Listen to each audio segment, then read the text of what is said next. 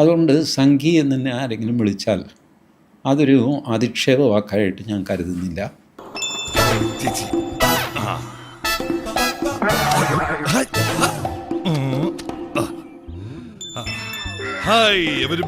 അപ്പം അങ്ങനെ എങ്ങനെയോ സമൂഹത്തിൽ വന്ന ഒരു വാക്കാണ് സംഘി.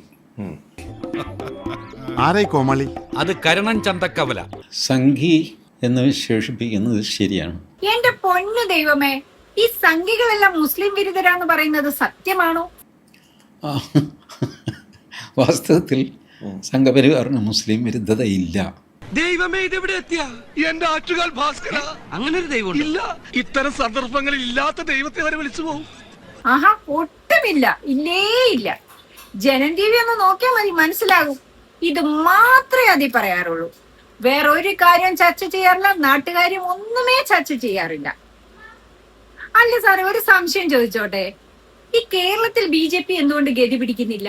പച്ച പിടിക്കാത്ത ഞാൻ പറഞ്ഞില്ലേ, ഒന്ന് അതിന് അർഹതയുള്ള ഒരു പാർട്ടിയാണ് BJP എന്ന് ജനങ്ങളെ വിശ്വസിപ്പിക്കാൻ സാധിക്കേണ്ടത്. അതിപ്പോഴല്ല, കുറേ കാലമായിട്ട് ആ പ്രശ്നം നിൽക്കുകയാണല്ലോ. BJP ഒരു ഹിന്ദു പാർട്ടി എന്ന് സ്വയം വിശ്വസിക്കുന്നു.